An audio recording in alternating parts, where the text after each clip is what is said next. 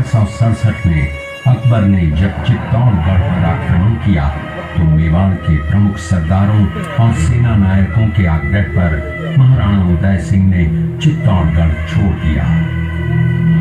अपने देश, कुल, गौरव और मातृभूमि की मर्यादा के लिए प्राण न्योछावर करने वाले योद्धाओं और ललनाओं से प्रताप ने न केवल सीख ली बल्कि ये घटना उनके जीवन का आधार बन गई।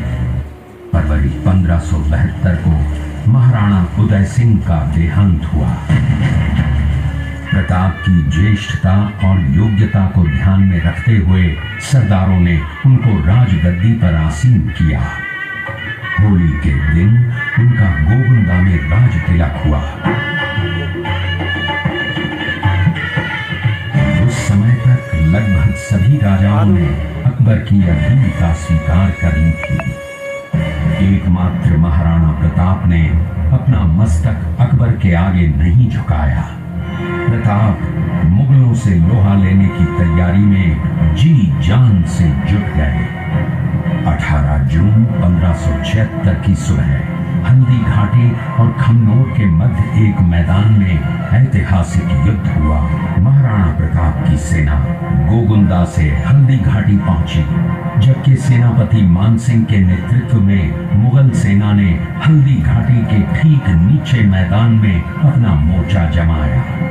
मुगल सेना के हराबल दस्ते द्वारा घाटी में घुसपैठ करने के प्रयास की प्रतिक्रिया स्वरूप महाराणा प्रताप की सेना मुगलों पर टूट पड़ी। प्रताप के हराबल सैन्य दलों का नेतृत्व पठान हाकिम हासूर कर रहे थे। भीलू राणा, जो राणा पूंजा के नाम से भी जाने जाते हैं, उनके नेतृत्व में भील आदिवासियों ने गोरिल्ला पद्धति से युद्ध करते हुए मुगलों के छक्के छुड़ा दिए। देखते ही देखते शाही सेना में खलबली मच गई। रक्त तलाई, घोड़ों के टापों, हाथियों की चंगारों और तलवारों की झंकारों से गूंज उठी। चारों तरफ हाहाकार मच गया।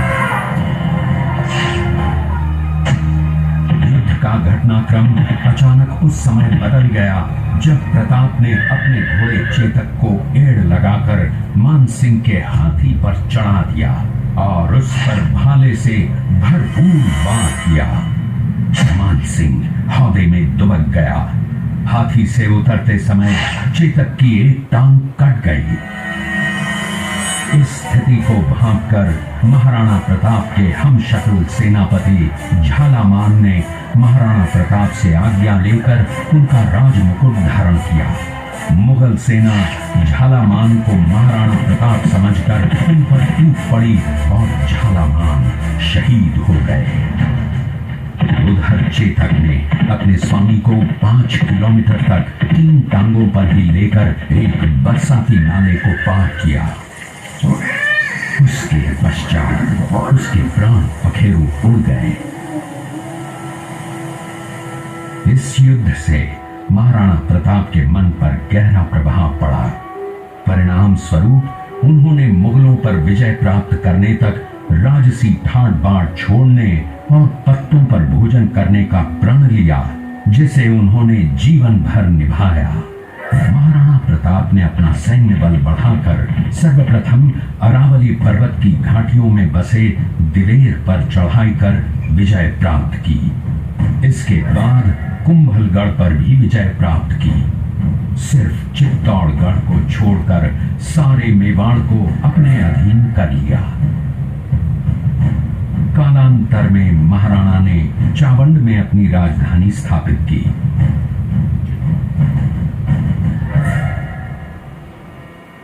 19 जनवरी 1597 को राणा प्रताप ने मात्र 57 वर्ष की आयु में इस संसार से प्रयाण किया।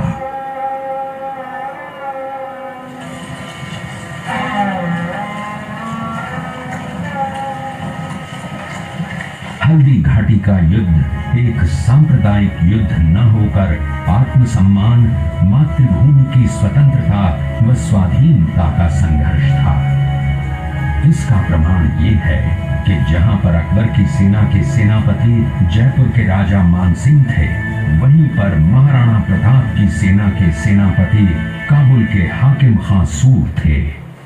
महाराणा प्रताप स्वतंत्रता की वेदी पर एक ऐसा अंगारा था जो आत्मसम्मान व देश गौरव के लिए दिन रात जलता रहा, धधकता रहा और अंत में बुझकर भी उसने देश में ऐसा लौह भर दिया जिसकी प्रखर किरणों ने भारत माता को गुलामी की जंजीरों से मुक्त कराने के लिए सदा प्रेरित किया।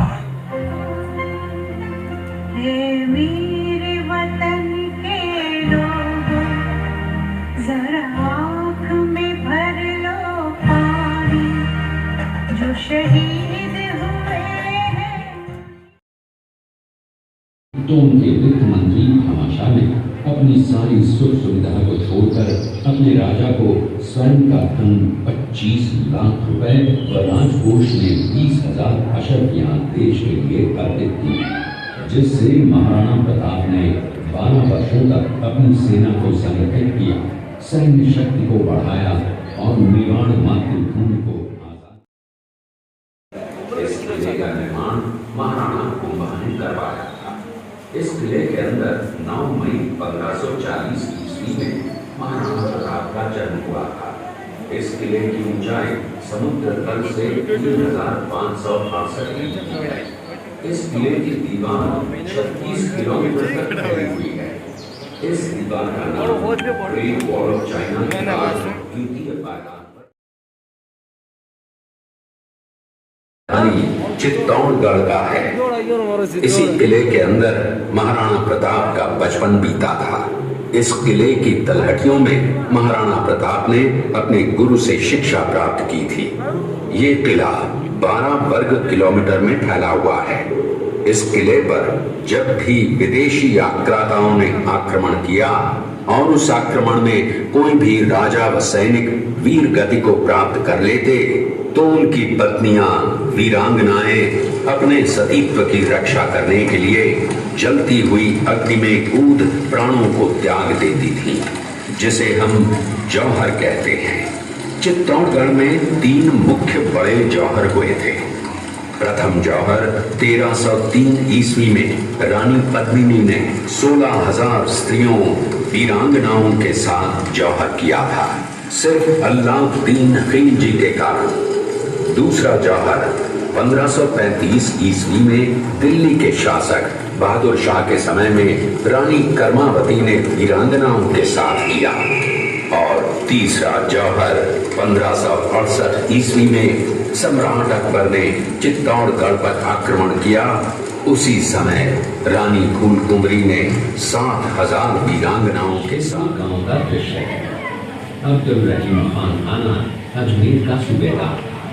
जब वो शेरपुर पहुंचा तब इसका पता कुंवर अमर सिंह को चला, जो महाराणा प्रताप के पुत्र थे।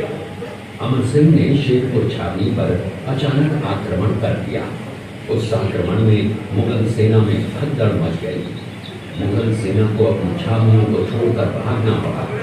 छावनियों के अंदर से लूटा हुआ माल व अब्दुल रहीम खान आना, जिसकी बेगम आनी खान को बंदी बनाकर महाराणा प्रताप के सामने पेश किया गया।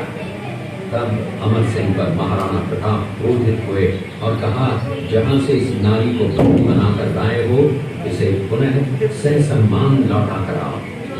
महाराणा प्रताप ने कहा, हमें नारी से कोई दुश्मनी नहीं है, हमें तो देश विद्रोहियों से दुश्मनी है, जिन्होंने चारों तरफ आतंक फैलाया है। महाराणा प्रताप के आदेश का पालन करते हुए कुंवर अमर सिंह ने उस मुगल नारी को ससम्मान। आप लोगों ने चित्तौड़गढ़ का दृश्य देखा। उसी किले के अंदर की ये घटना है।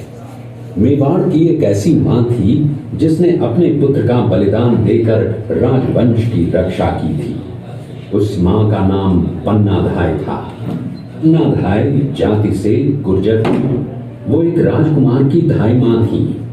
दूसरी तरफ हाथ में तलवार लिए खड़ा ये बनवीर सिंह एक दासी पुत्र है। ये कुंवर उदय सिंह की हत्या करके मेवाड़ की राजगद्दी प्राप्त करना चाहता था। एक रात्रि बनवीर सिंह को मौका मिला। वो राजकुमार उदय सिंह के बड़े भाई विक्रमादित्य सिंह की हत्या करके राजमहल की तरफ आगे बढ़ा। इसकी सूचना पन्नाधाय को लग गई। कुछ समय तक पन्नाधाय चिंतित हुई। तभी पन्नाधाय ने अपने पुत्र चंदन को राजसी कपड़े पहनाकर पलंग पर सुला दिया और उदय सिंह को एक टोकरी के अंदर छिपाकर पत्तों से ढक के महल के बाहर निकालकर गुप्त रास्ते से कुंभलगढ़ भेज दिया। बनवीर सिंह जब तलवार लेकर राजकक्ष में आया तो उसने पन्नाधाय से कड़क आवाज में उदय सिंह के लिए पूछा तो पन्नाधाय ने चंदन की तरफ इशारा किया।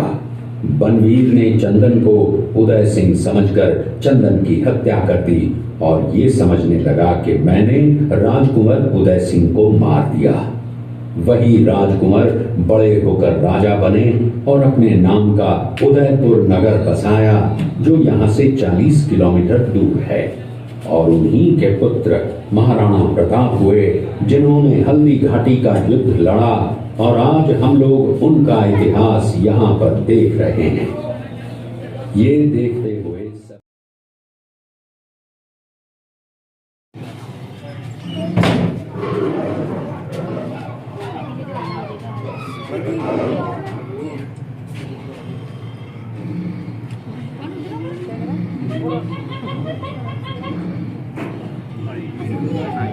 ये घटना महाराणा प्रताप की वीरता को दर्शाती है। एक समय नरभक्षी बाघ का आतंक छाया हुआ था। महाराणा प्रताप ने उस बाघ का शिकार कर उस बाघ को मार डाला। ये घटना महाराणा प्रताप की वीरता की प्रतीक है। इस दृश्य में देखिए महाराणा प्रताप अपनी प्रतिज्ञा का पालन करते हुए। महाराणा प्रताप ने प्रतिज्ञा की थी कि जब तक अपनी मातृभूमि को शत्रुओं से मुक्त नहीं करा लेता तब तक न तो मैं महलों में रहूंगा, न किसी धातु के पात्र में भोजन करूंगा, न किसी गद्दी के बिछौने पर सोऊंगा। पत्ते ही भोजन के पात्र होंगे, जमीन ही बिछौना होगा। इस प्रतिज्ञा का पालन उन्होंने 21 वर्षों तक जंगलों में रहकर किया। इस दृश्य में देखिए, ये दृश्य महाराणा प्रताप और सुविख्यात स्वामी भक्त घोड़े चेतक के अंतिम मिलन का है। हल्दी घाटी युद्ध के बाद चेतक घोड़े ने 22 फीट के एक बरसाती नाले को पार किया। ये उसी समय का दृश्य है। पास में खड़े महाराणा प्रताप के छोटे भाई शक्ति सिंह हैं, जो पहले मुगल सेना में थे।